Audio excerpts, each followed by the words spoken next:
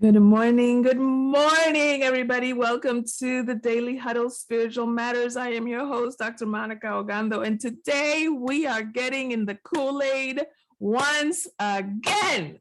You know, every time that we get into one of these chapters, we get deeper and deeper in the Kool-Aid. You're going to have no choice but to transform into the better, higher version of yourself. That's just what we do here. So in that light, we have a quote for you because the topic today are the two superpowers that you have for that transformation. And the quote is from our beloved Brené Brown in the book Daring Greatly: How the Courage to Be Vulnerable Transforms the Way We Live, Love, Parent, and Lead. She says, vulnerability sounds like truth and feels like courage. Truth and courage aren't always comfortable, but they are never weakness. Welcome to the Daily Huddle.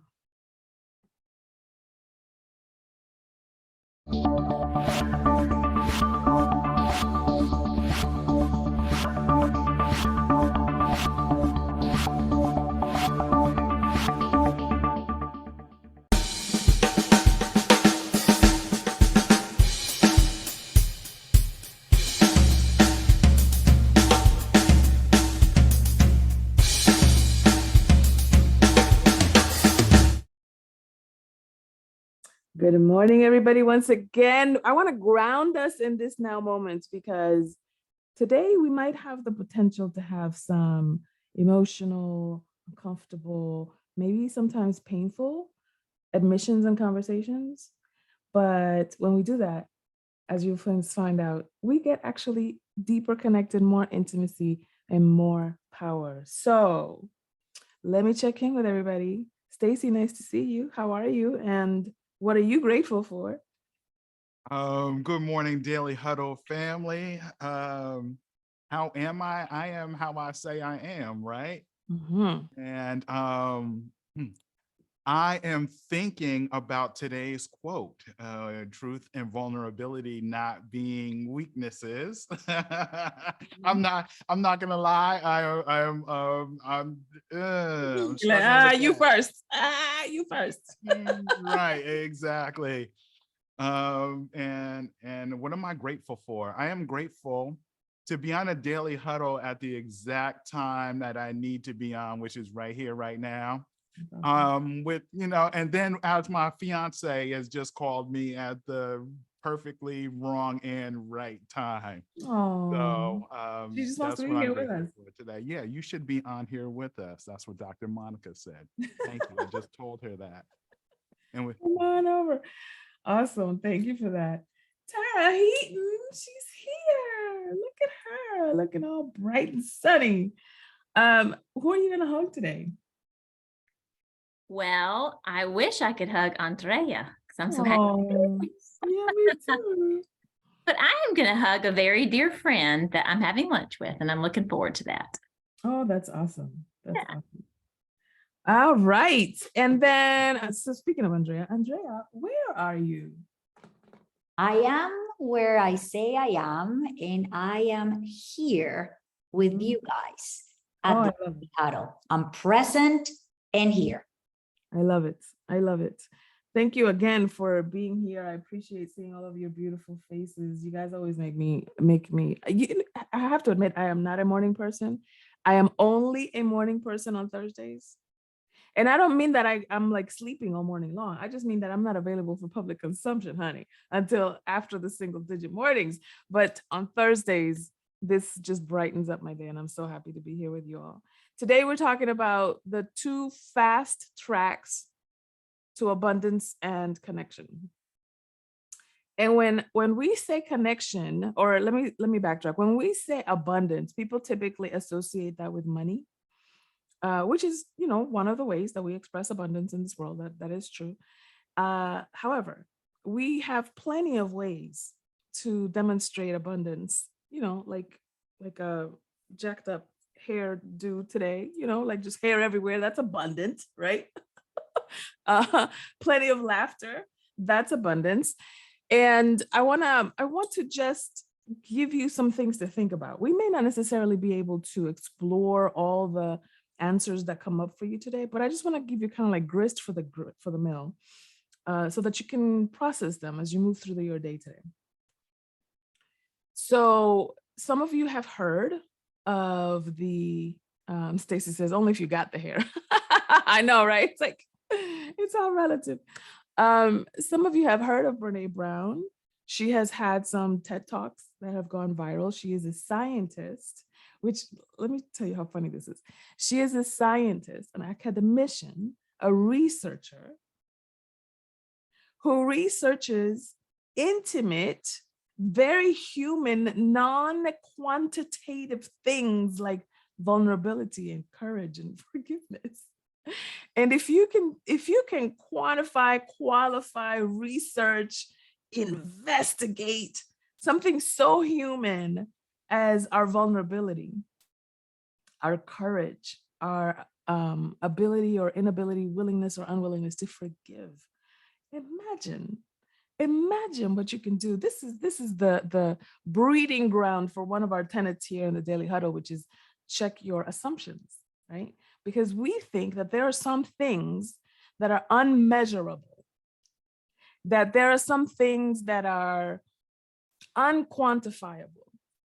And in a way, they are, in the traditional sense of the word. I mean, you don't have 1, 2, 3, 4, 5 widgets of vulnerability, but you can quantify it in terms of your result, in terms of your impact, in terms of the quality of the relationships and the connections that you have. And so I wanted to talk to you today about those 2 fast tracks to connection and abundance, because here's the irony of our human existence. And that is that the things that we sometimes resist in ourselves, when we see it in somebody else, it creates a level of admiration or respect or connection with that person. Let me see if you know what I'm talking about. Raise your hand or say yes in the chat if, when somebody asks you or requests of you to be transparent, to be vulnerable, to show your heart, to let it go, to be emotional, you're like, bleh.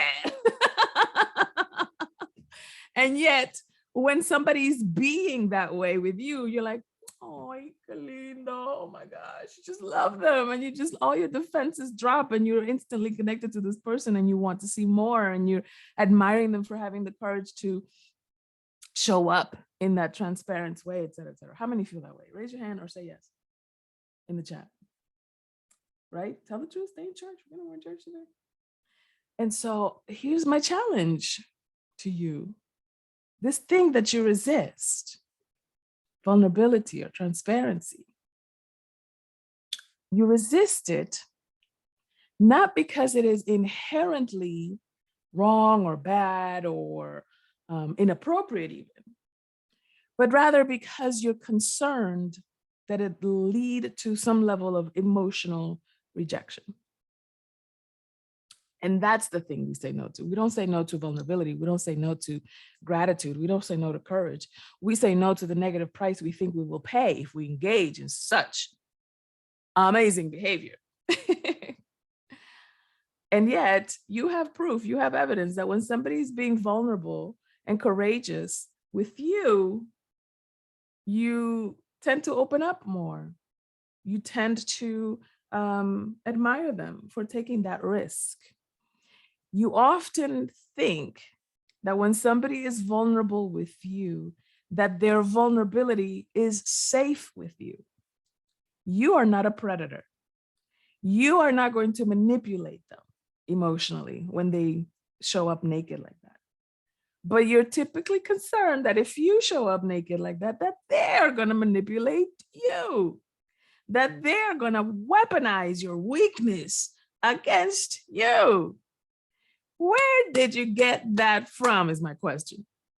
Because if you don't do it, what makes you think that there's somebody out there who would do it? Has it been done to you before? Is that where it comes from? And if it has been done to you before, has it been done by this person? Has it been done by this kind of person? Maybe you're saying, well, this woman didn't do it, but women have done it. Or this man didn't do it, but men have done it.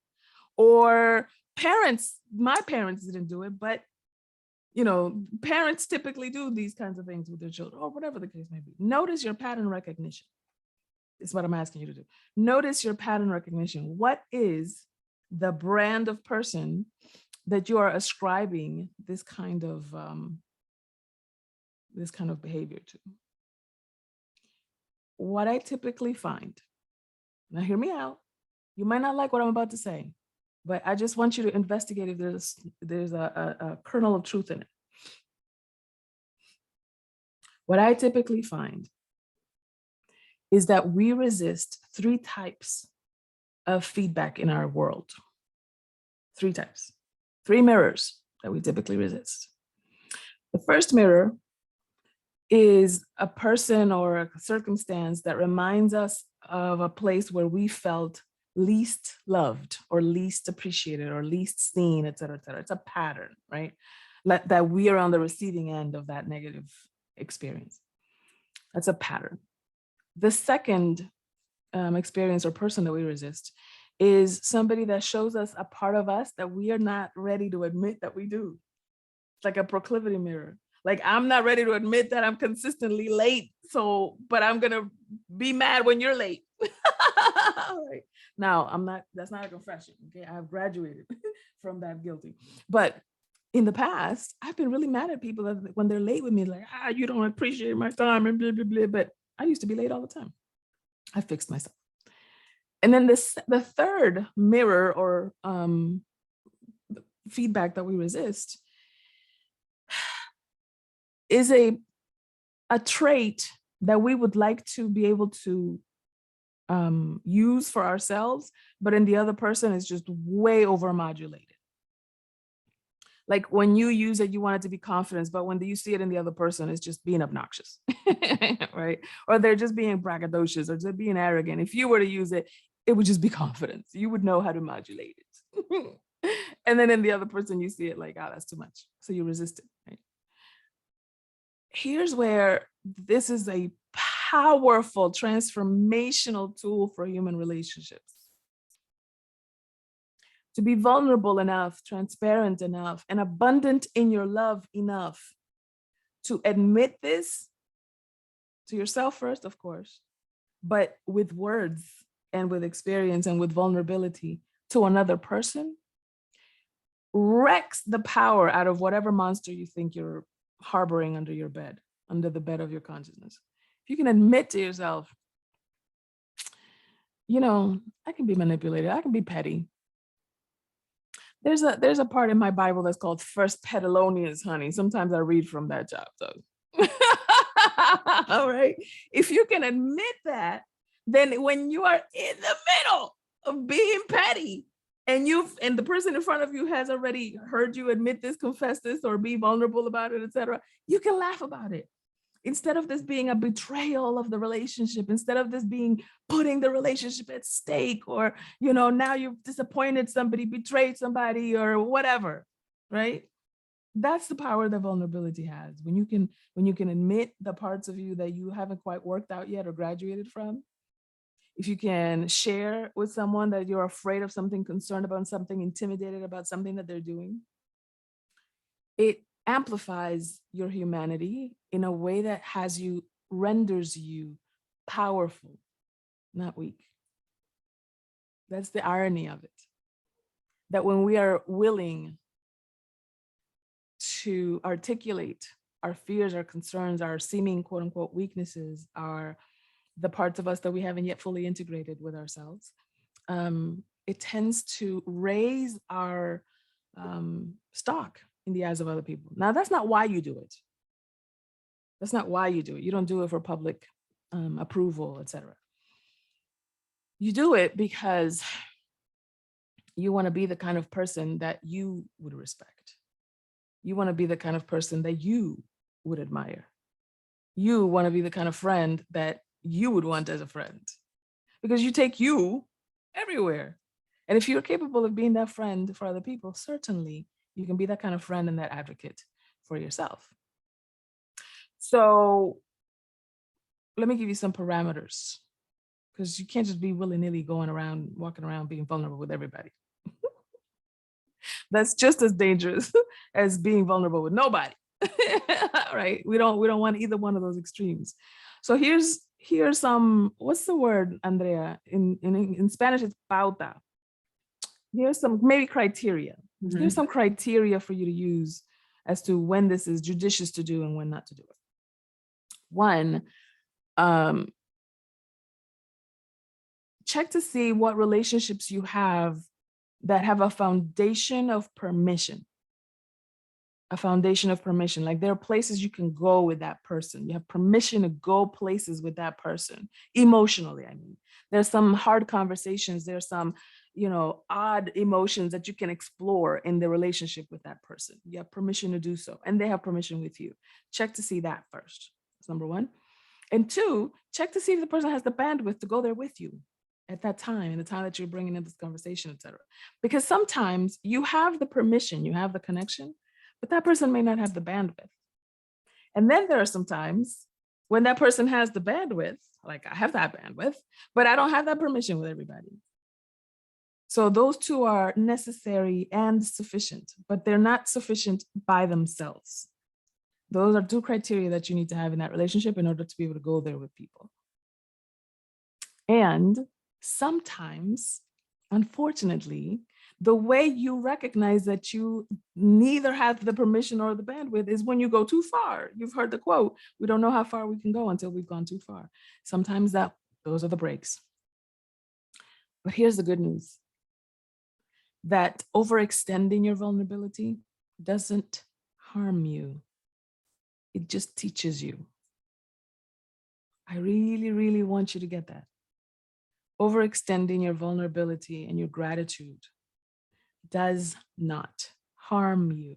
It just teaches you. Now, it feels risky when you're doing it. You're like, I shouldn't have wasted all this love on that person, as though your love is limited and you're going to run out. It doesn't happen. You just direct it somewhere else where you want to get other results. So I want to open up the floor and dance with you on this, because I have a feeling you have some juicy stories to tell about how your experience with vulnerability and with creating gratitude in your relationship. Cece, you got your hand up. Oh, good morning. Yes, this topic is very interesting because I have been vulnerable, and most people tell me, don't get emotional. And I used to say, really? So in my experience, I'm learning to be compassionate towards someone else who's being emotional. Because what they're showing at that time is their authentic self when whatever they're experiencing within themselves. Yeah. And the resistance is for me not to have the attitude of don't be emotional. Go ahead and be with them and understand them, because a lot of times they're mirroring me. They're mirroring the vulnerability inside of me. It actually shows strength, not weakness. It shows that a person has love in their heart, and tears are for washing the inside. So if they come, that's great. That means you are present with that person at that moment. It may be based on something that they've experienced in the past, but perhaps with those tears, maybe it'll be washed away and the pain won't no longer reside there. So this is what I learned, to be generous and listen and not always talking. So I pass. That's excellent. Thank you, Cece, for that contribution. That's awesome. And I think, sometimes we do have to do this little translation in our head, because when I hear somebody say, don't be emotional like that, they're either admitting that they don't have the bandwidth, or that we don't have the permission in the relationship, or they're admitting their own discomfort with their own emotionality or with their own vulnerability, et cetera. So it's a case-by-case basis. You have to kind of like use your discernment on that, depending on where people are at the time. Who else has something? Yes, Stacy. One of the things I did not notice, or that you did not mention in your strategies, and this strategy for this is, run and hide and become an introvert, turn off social media, cut off your phone, cut everybody off, dive deep into the work, and go underground and close the blinds and all of that. And that's very comfortable. Very comfortable. Zero vulnerability in that though. Or gratitude for that matter, because you know, gratitude depends on exposure. You're gonna have to be exposed to some things in order for you to have something to be grateful about. But thank you for that. That is definitely a coping strategy, albeit sometimes maladaptive. So thank you for that. Just so y'all know, full disclosure, that is also a possibility. Go hide. Keep yourself safe. That's great, Stacey. Tara, you have something? I do. I actually have a question. Y'all hear me okay? I'm in an Airbnb. Can you hear me? Okay, Awesome. I have a question about what Stacey said, because I have a different take on it. Okay. So I consider myself social, but really an introvert, and I'll tell you why.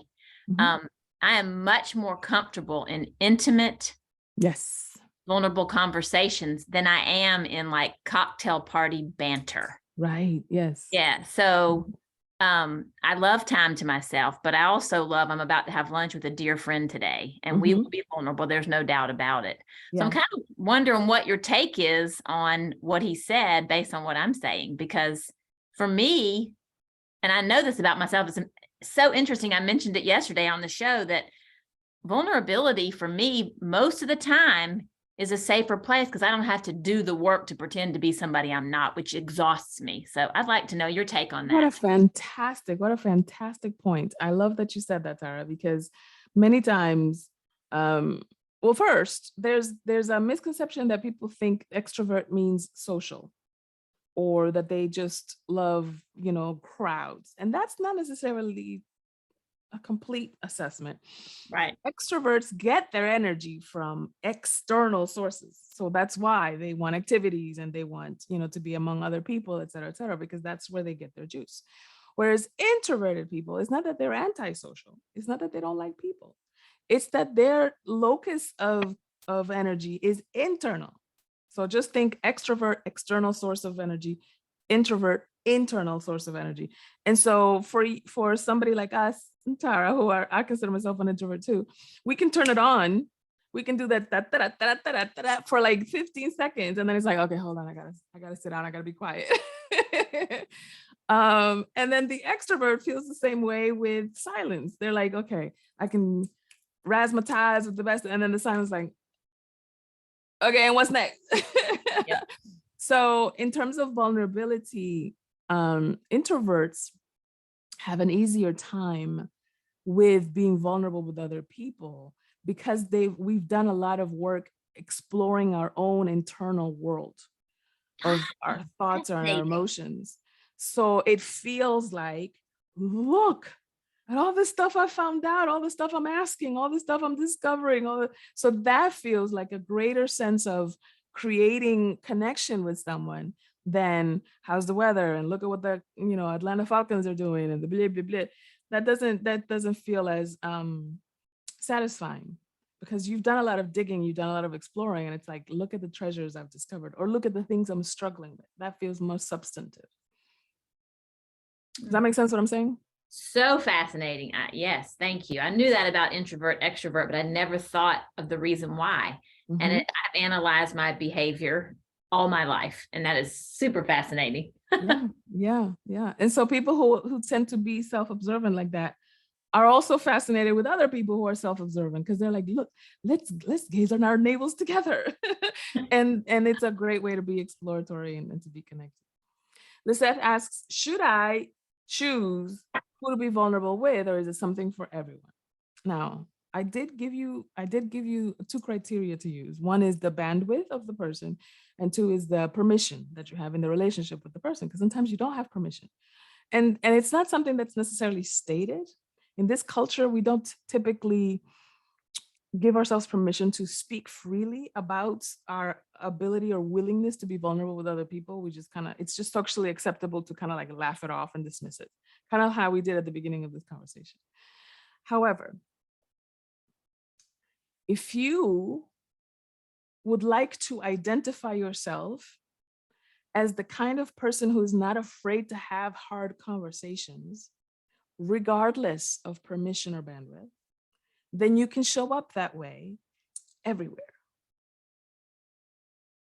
And pro tip, if you would like to identify yourself as the kind of person who isn't afraid, who in fact welcomes having hard conversations everywhere you go, this will have one of two results in your relationships. The people who don't want to have hard conversations will stay away from you and will keep it surfacey. And the people who know that they need to go somewhere will find you to be the safe space where they can go there, where it's okay to be afraid, where it's okay to get it wrong, where it's okay to kind of fumble through something because you're not afraid to have hard conversations. So you can be their safe space to kind of navigate all of that. And sometimes when it's a new skill, somebody being willing to have you be their safe space gives you a model for what it's like for you to be the safe space for yourself. It's the kind of teaching and learning that happens in relationships. It's not just you being the teacher for someone else. When you're somebody else's teacher, they are a teacher for you as well. And it's one of the most intimate things that you can ever have in any human interaction, to be able to reveal yourself in a way that makes you uncomfortable, self-conscious, afraid of rejection, and to have the person see you in that totality, love you in that totality, or accept you in that totality, and for you to be able to see somebody else in their totality as well. And it's like, wow, the thing that we said that we were afraid that we would do to one another, it didn't happen. So now you're even more connected.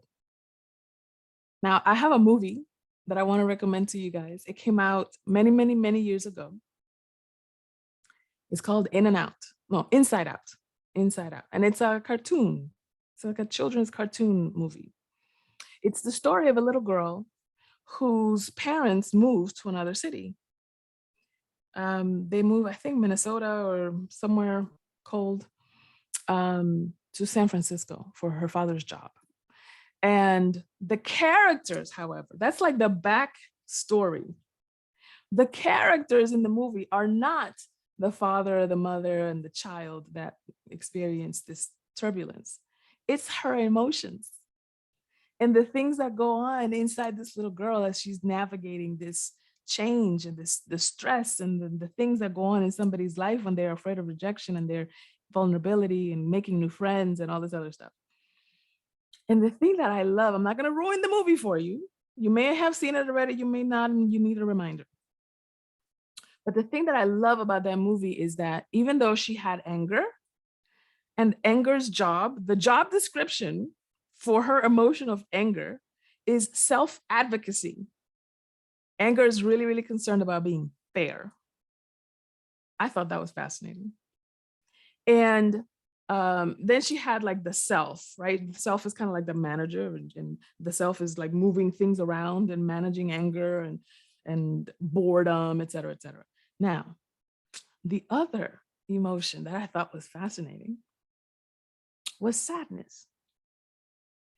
And sadness is just, you can imagine, right? It's a cartoon. She's blue. She's kind of like, her voice is just kind of monotone and she's just crying at everything. She just jacks everything up. However, the main job description for sadness is to evoke empathy and connection. When you see somebody being sad, when you see them down in the dumps, what do you say? Hey, you okay? What's the matter? You want to talk about it? I mean, that's what you say. I know that there are assholes out in the world, but here in the Daily Huddle, that's typically how we respond. And it's that thing. It's like our sadness says, I need some emotional support. So I'm going to open myself up, vulnerable, or, being available like that so that somebody can come in here and support me emotionally. So I say all that to say, do not think that the divine intelligence that created you made a mistake by giving you dark emotions, such as anger or sadness or despair. Those emotions are tools for connection with other people. And when you feel like in your life, you don't have the resources, internally or otherwise, or the bandwidth, or the willingness, or the strength to move forward with whatever challenge you're meeting, when you express those emotions in a vulnerable, courageous way, you open up the way for somebody else to carry you. Whew, I'm getting emotional just saying it. And that is the power of relationships. That is the power of connection. For you to walk around in this world, even though you're responsible for yourself, you're not walking by yourself. And this is what we do. In heaven, we feed each other. So thank you so much, everybody, for being here. I appreciate you. I appreciate you being willing to have this conversation, to confess on yourself. When you confess on yourself, sometimes you realize what a long way to go you have. And then sometimes you're like, and what a long way I've already come. And you get to high five yourself in that as well. So remember, of course, as always, love generously, laugh ostentatiously, like be obnoxious with your laughter. Go kiki caw on your laughter. Stress less, give more, move your tail feather, sleep at least 7 hours, plant-based food, eat more plant-based. And of course, check yourself before you wreck yourself. When you can test your assumptions, you can create different conclusions. Love you, everybody. See you next time. Thanks, Doc. Thanks, Doc. Thank you, Doc. That was awesome. Yeah, nice. Hey, Andrea. Fantastic. Good to see you, Andrea. I'm back.